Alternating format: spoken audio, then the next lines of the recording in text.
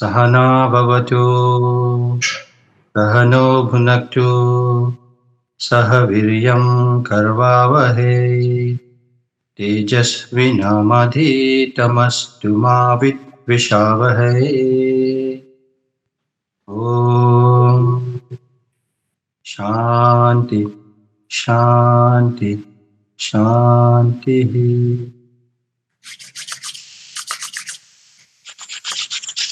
That's all. And please sit on your face. Thank you. And come back. बहुत अच्छा, thank you. Tattvabodh, we are having a talks on the very precious Shastra gifted to mankind by Adi Shankaracharya. What it is giving insight of human life and the secrets of the existence. Last time we were trying to understand the introduction of Tattva Bodha. Today we will be talking of chapter 3. The first chapter was introduction. Let us go right from the beginning. Tattva Bodha, Adi Shankaracharya Virachit, authored by Adi Shankaracharya. We all have been talking about him. Now let us see. Last time we were talking about the introduction. What exactly is this great Shastra talking about? Then with the Mangalacharana, with the prayer to the Guru, we started this book. Now Adi Shankaracharya himself is so powerful Guru, still he is bowing down to the Guru. He has 100% Shraddha, trust on his Guru. So there are different levels of Shraddha which we should have, and that Shraddha comes with the grace. Number one, Shraddha on the Shastra, the scriptures gifted to us by the masters. Number two, to our Ishvara. Second, Shraddha should be to the Ishvara. Third, Shraddha to your Guru. Fourth, Shraddha to yourself. 4 level of trust. You can make note of that. One should have 4 level of trust that will be giving us very great success in our life, and the goal of this life will be attained comfortably. 4 level of Shraddha. Note down. Anybody can repeat, please? Who will repeat all these 4 so that everybody can make note of that? Yes, please go ahead. Hari Om Guruji. Hari Om. The very first is scriptures. Yes, okay. Scriptures means Shastra. Shastra, Vedanta, or maybe the 4 Vedas. No, Shastra, we say Shastra. Okay, Shastra. The second is Ishvara, means the supreme consciousness. And the third is Guru. And the fourth is self. Yourself. That is, these are the 4 level of Shraddha, which is very must for our human life goal to be achieved. And what we see here in Adi Shankaracharya started his chapter 1 by expressing his full Shraddha, full trust to his Gurus. Then we were talking in the chapter 2 that who is eligible for this great knowledge. So he said that a person who is having 4 assets, Chatushtaya Sampanna, those people who got the 4 powerful treasures, they are the capable people to receive this great knowledge. And what are those 4? Vivek, Vairagya, Shat Sampatti, Mumukshutva. This is what we spoke last time. And in now today, the first pre-qualification requirement, Vivek. So in the chapter 3 today, Adi Shankaracharya is talking about Vivek. Now, what is Atma Tattva Vivek? This is the chapter 3, self-awakening, discriminating of reality. Let us see how it starts. We will go straight away to the shlokas. But before we go, we can see that how this Vivek is being finalized, that who are you and what is the one self. Started here on your screen, you can see Mandukya Upanishad. What it says, that you are beyond duality and Atma is one. Sarvam ithat Brahma. Everything is verily Brahma. Then Ishavasya Upanishad says, Ishavasya idam sarvam it kinchit jagatam jagat. What does it mean? Whatever moves in the world, everything is pervaded or covered by Ishvara. And who is Ishvara? Ishvara is ultimate reality of the Brahma. And Chandogya Upanishad says, Ekameva Advitiyam Nastih. He is one without the second. Now this is to be realized. Now these are the guidelines for us, and this is to be realized. How we will realize? Let us go further to this chapter and we will find something very interesting too. Now, here is now on your screen, shloka number 1. Tattva Vivekah Kah in Sanskrit. What it says in English? What is Tattva Vivek, or what is inquiry into the truth? What is the inquiry into the truth? This is question number 1 in your book, chapter 3. Tattva Vivek, Tattva Bodha. What is Vivek? Anybody please? Here are the two words, Tattva Vivek. But what is Vivek? In English, normally we translate. Sorry? Discernment. Discernment. All right. Anybody else? Wisdom. Anybody else? Intellect. Now, Tattva Viveka. Here the first shloka is saying Tattva Viveka. What is Tattva Viveka? Who is asking this question? The question is asked by Adi Shankaracharya himself. For whom? For we people, that we understand. So his presentation of this powerful scripture, Shastra, is in question and answer form. So what is Tattva Vivek? Here are the two words, Tattva and Vivek.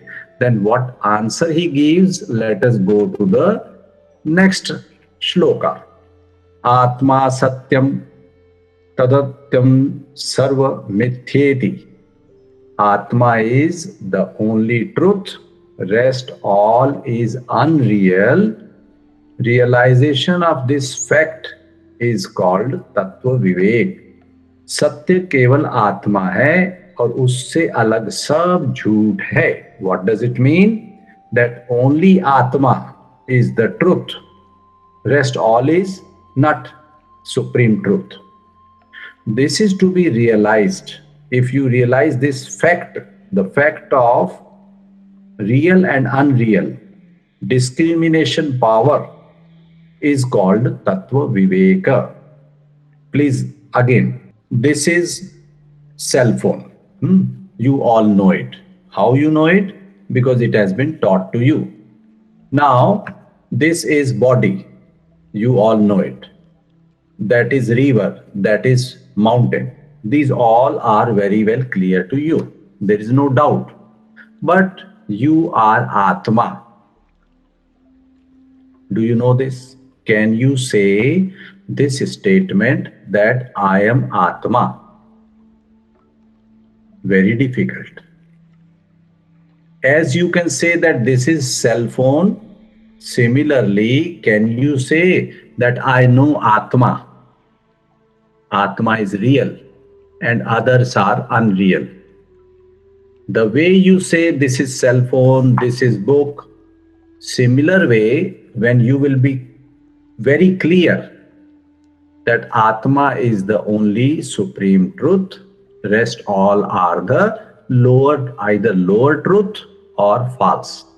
That is called Tattva Viveka, and this chapter is dedicated to Tattva Viveka. You can see the title of this chapter here on your screen, Atma Tattva Viveka.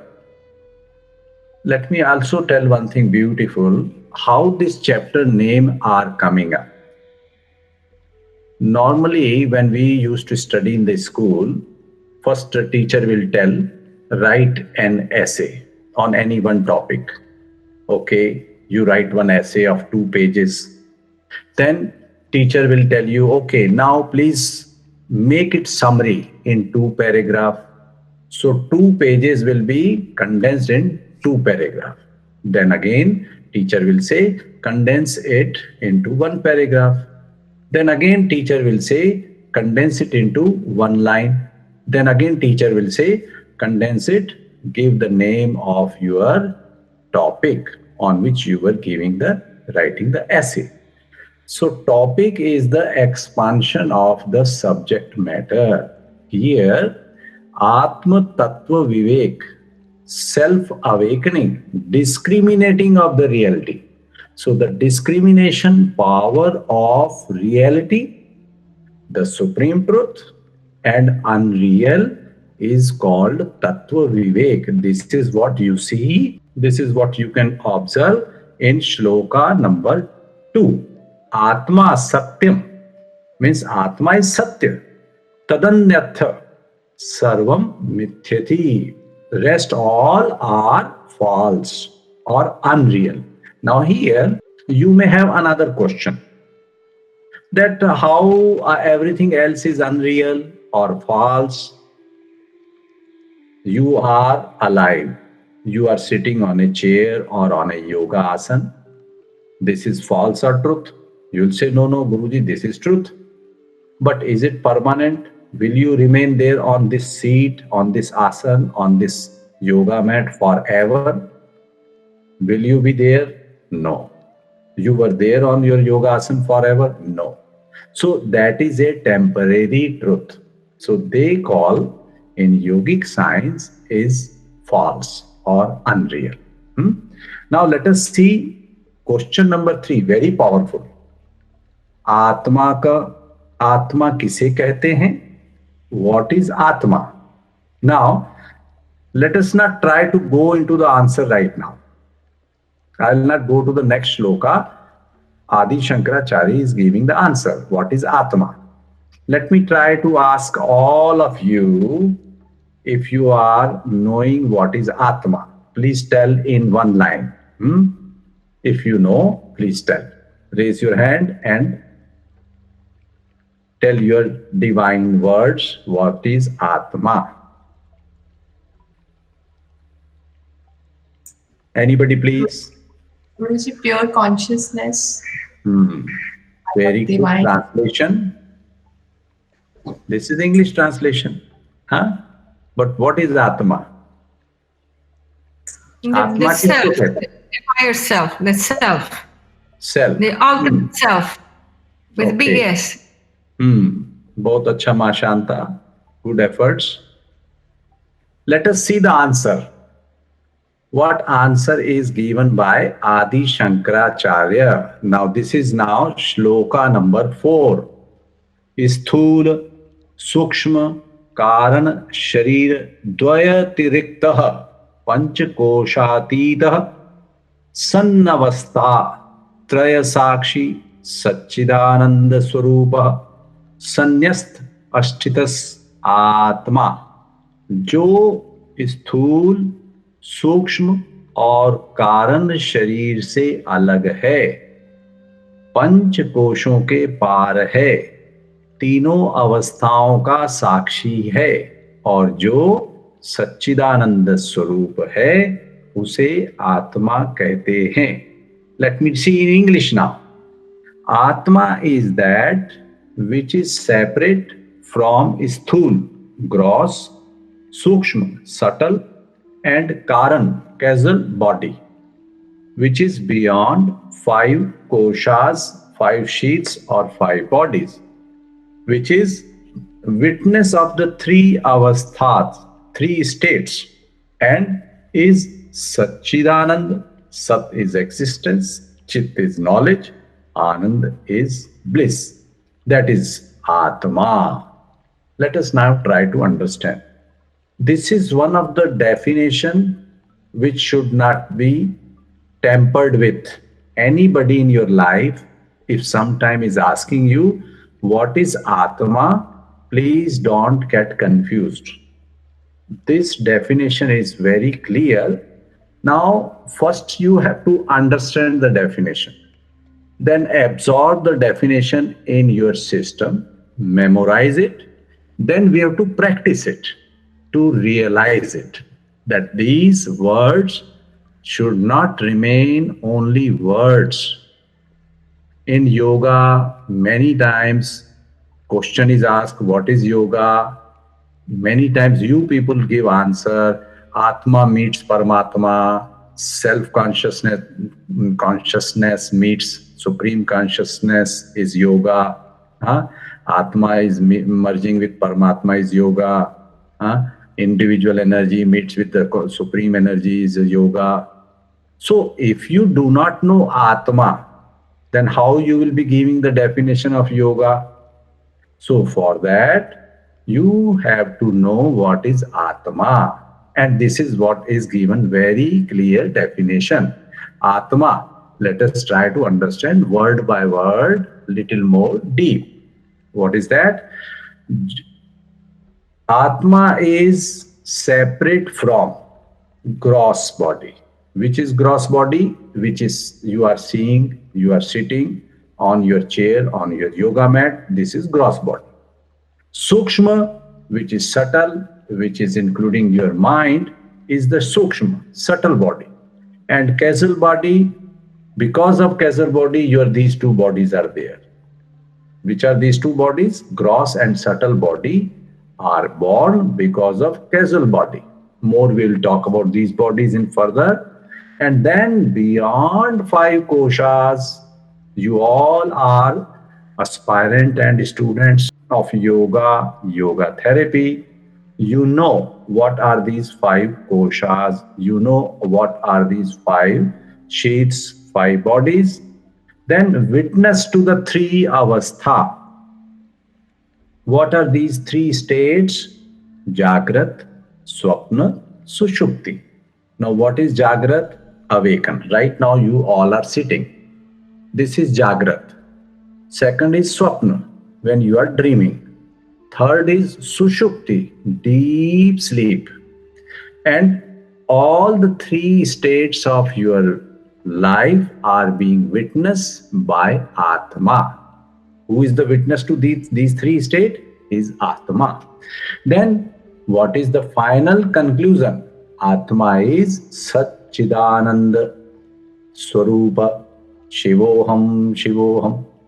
So Sat, Chit, Anand got the 3 words in one word, comprising of 3 words. Sat means the existence, Chit means the consciousness, Anand means the bliss. You all have got a spiritual name. In the last of your spiritual surname is Atma. So Anand, last surname of you all is Anand. So Anand is your true nature, a symptom of your Atma. Each time when you are talking with your spiritual name among your own self, or you are writing your email, or you are communicating with someone, if you are writing your last name, you will be seeing that you are reminding your own Atma. You are coming closer to your Atma. This is what it is saying. What is Sthul, Sukshma or Karana? these three body are separate. 5 koshas are separate. 3 states are being witnessed. And who is Satchidananda Swarup is called Atma. Today, we will be going up to these 4 shlokas. Before we proceed further, if you have any question, please ask. Otherwise, we will do some experiment. Anybody got question? Please ask. Guruji, I have. Yes, please I go ahead. always got stuck in karma, casual body. Is it a memory or is it more than that? Because it's from past karma and sanchit karma. So karma body is closest to how the soul get trapped in, means whom to be liberated, the karma or the all these three. Karan is the first. Because of Karan body, we are taking this birth. Karan is the accumulation of your past karma. It is the result, which is Karan. Karan means the reasoning. In Sanskrit, we can say, because of that reason, because of that cause, the cause and effect. Your past karma were the cause, and effect or the result is these 2 bodies. Without having any reason, you are not born.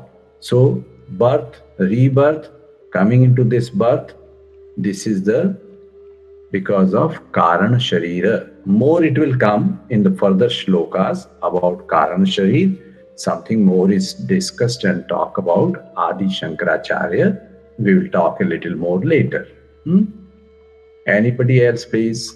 Guruji, if you just clarify the difference between the gross body to the physical body in the 5 koshas. I don't understand so much what is it's like. It's the same. Same. Same. Yes. So yes. the gross body, the stool and the sukshma is the mind. It's like the mind. It's like the Maya body. Yes. Same. Yes. Okay. Not the Manomaya Kosha. Manomaya Kosha under the Sukshma. Yeah. Yes. The gross under the physical, the mind under the. Correct. And the Karan again, it's the casual, it's the overall your jiva. Jiva is the part. The casual is the jiva. Jim. Who takes a real birth. Thank you. Welcome. Anybody else? Hariom Guruji. Hariyo, please go ahead. Guruji, my question is that who has this deep trust of the salvation? Means it's about us or it's about the true self? Who want the salvation? It's a big question was coming in my mind since last first chapter you were discussing about the prakriti and this thing. So ये हमारी अपनी इच्छा होती है मोक्ष की या आत्मा की इच्छा होती है मोक्ष की? First of all, Atma itself has no desires. Consciousness itself has no desires. But when Atma comes in contact with the mind will have the desires. Because desires are arising on the ground of the mind. Atma will have no desire. Atma is desireless. So when you have a desire of moksha, whenever you have a desire of liberation, that has a meaning that Atma itself is liberated. So that true nature of Atma is through your mind expressing its desire to be liberated. Now let me ask one very simple question to all of you. Would you like to die now? Anybody who want to die now, raise your hand. कौन मरना चाहता है इस समय? हाथ उठाओ. Nobody. Rather, the moment I said who want to die, everybody is scared. My God, what Guruji wanted to kill us? Very bad, huh? No. Okay, after the lecture, No. Okay, after your lunch or dinner? No. Okay, after 100 years? No. Why no one want to die? But death is inevitable. You cannot avoid the death. Then why there is a desire that I don't want to die? Even 200 years old man would not like to die. Reason is Atma, which never dies, is from inside, which is eternal, sending the message that I am eternal. So I am eternal, but with the mind, it becomes a desire that I want to live. Atma मन के संसर्ग में आई and it wanted to live forever. Though mind and body is perishable, Atma is eternal. So the effect of that light, we can say that effect of that light, darkness need not to be there. Light is life. Darkness is death. So our mind is not very much ready for the death. Death will be there. We know the fact death will be of whom? Not of the Atma. Death will be of body, mind, senses. But there is a fear that I should not die because of Atma, its effect. It's light from Atma, which is making you. People who are little bit aware, they are on the path of yoga or on this path of spirituality, they will realize this fact. Others may not, because others are busy in the objects or vishaya of the world. For them, making some money, reaching to a high post, giving birth to some children, upbringing some children, and dying. That is their entire life span. But some people, with the grace, remove their ajnana, remove their ignorance, and reach to the feeling and experiencing the Atma and eternity. All right? Is it clear to you, Ma Asthanand? Ji Guruji. So it's just because of the light of knowledge, we are aware about the salvation. Yes. Ji Guruji. Hari. Very good.